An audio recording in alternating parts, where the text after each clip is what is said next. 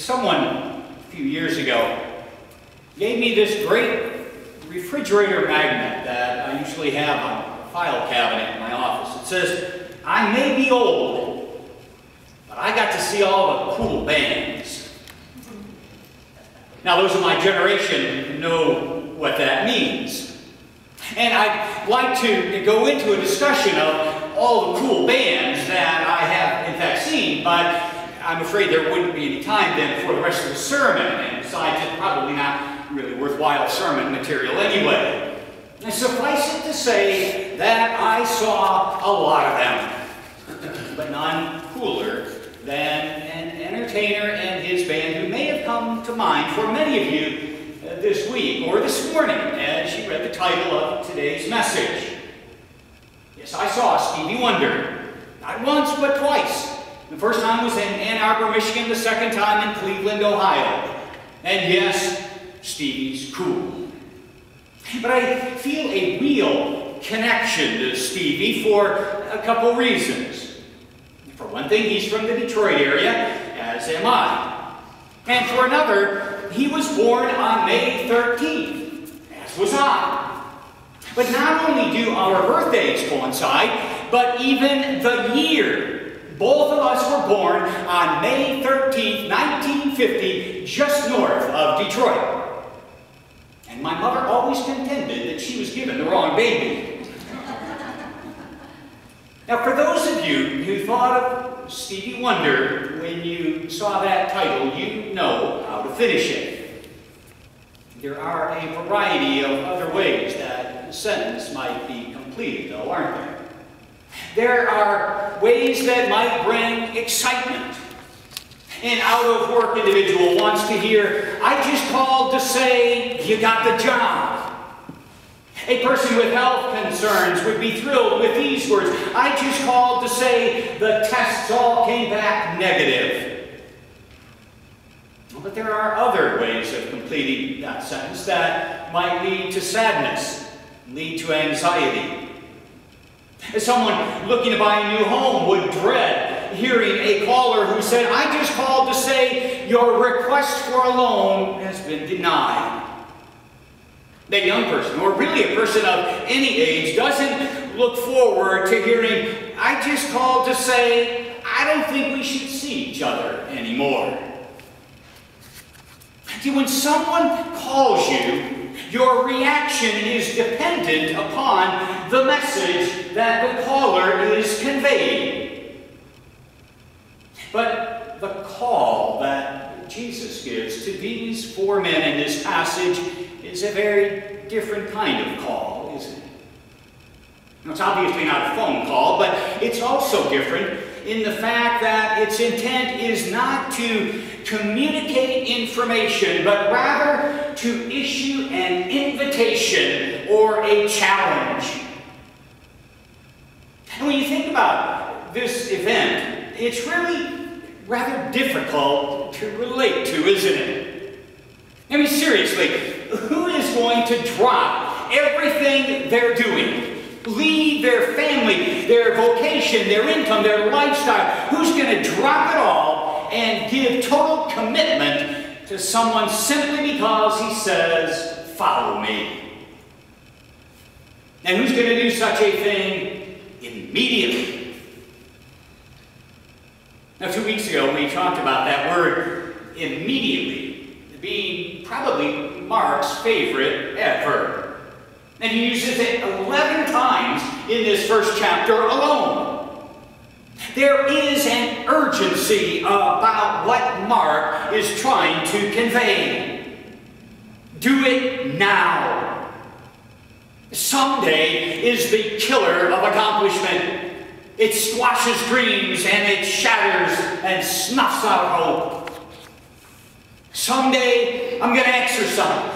Someday I'm going to go back to school. Someday I'm going to write a book. Someday I'm going to start my own business. Someday I'm going to give to the church what I ought to be giving. Someday I'm going to follow the call of Jesus in my life.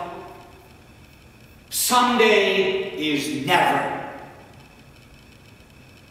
In this opening chapter of Mark, in the words that introduce the ministry of Jesus, in the very first words that we hear him utter, he says, "The time is fulfilled. The time is now."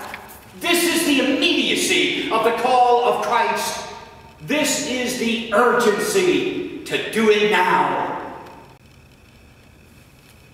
But what is it that was so compelling about this call?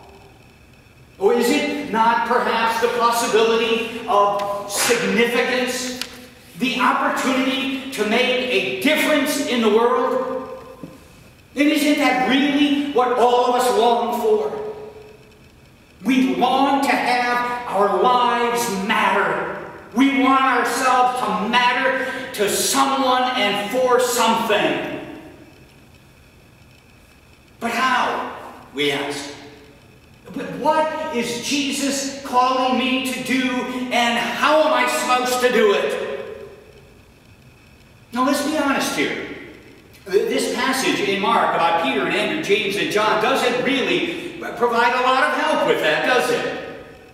Now Mark has condensed everything into these very quick moving stories. He doesn't give us many of the details. Now, for example, we don't know if Peter and Andrew already knew James and John. Now, we don't know if they were friends. Now, we don't know if perhaps one of them already knew Jesus. Maybe one of these four guys had already met him and had already heard him preach and had even made a decision himself to follow him. And maybe he talked to the others and he tried to give them some encouragement to do the same. Now, so that would certainly make the immediacy of their decision far more understandable to us. But you see, Mark doesn't tell us any of these things. He doesn't give us any sense of the very real and internal struggle that is involved in making this kind of decision. Mark just leaves out the entire process of deciding and discerning and choosing all of those things that we would really like to know. But maybe he leaves those things out because in the end, they're not really very important. Yet maybe in the end, the process isn't the point. For we're not called to follow a process, we're called to follow a person. And the process that we follow in making a decision is not nearly as important as the person we follow. And here's something else to consider as we look at these four young men. They were fishermen. Did they like being fishermen? No, yes, it had probably been the only thing they had ever done, the only thing they had ever known, and yes, it had probably been their family's way of life for generations. But did they like doing it? Or could this perhaps have been a way out?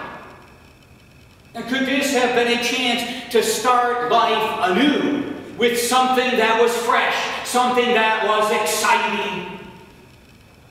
Now again, we don't know. No, but if that was the case, Jesus doesn't help much, does he? In the call that he extends. He doesn't tell these guys that they're going to be doing something entirely different. He just tells them that now they will be catching people instead of catching fish.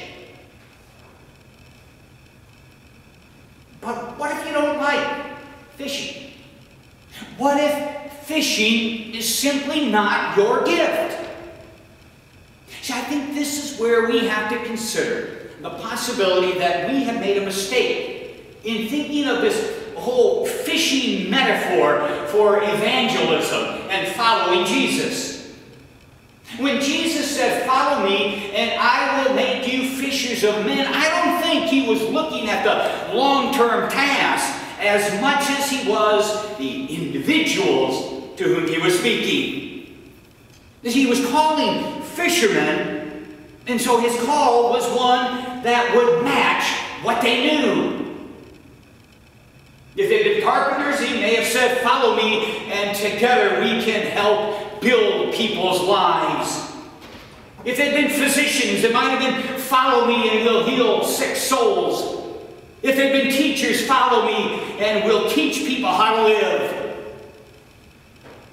You see, the point is, the call of Jesus upon your life is a call to you, specifically to you. He confronts you right where you live, with who you are and with what you do. He doesn't ask you to be something that you're not. He asks you to be who you really are, and to be it to the best of your ability, and to be it to His glory. The great Presbyterian pastor and author, Frederick Beaton, put it like this: the place God calls you to is the place where your deep gladness and the world's deep hunger meet. Now, I think Mark, in this incredibly condensed call, doesn't give us the details because the details just don't matter. The only thing that really matters here is that Peter, Andrew, and James, and John accepted the call that Jesus extended, and they accepted it immediately. They didn't dilly-dally around, wringing their hands, trying to figure out what they were supposed to do with their lives. They heard Jesus say, "Follow me," and they did it. They did it with urgency, and they did it with action, and they did it with passion. You see, don't try to figure out all the little details of your call. Don't worry if you're supposed to do this or do that. And most importantly, don't decide that someday you'll follow Jesus. Someday is never. There is urgency in the call, and immediately is the time to accept it. And the call that Jesus extends to you, He's not giving you all the answers, or all the particulars, or all the details. Now, in essence, He just stands before you and He says, "I just called to say, I love you. I just called to say how much I care. I just called to say, I love you. And I mean it from the bottom of my heart." And it may be cool to hear Steve sing, but it's even cooler to hear it as a call from Christ. Amen.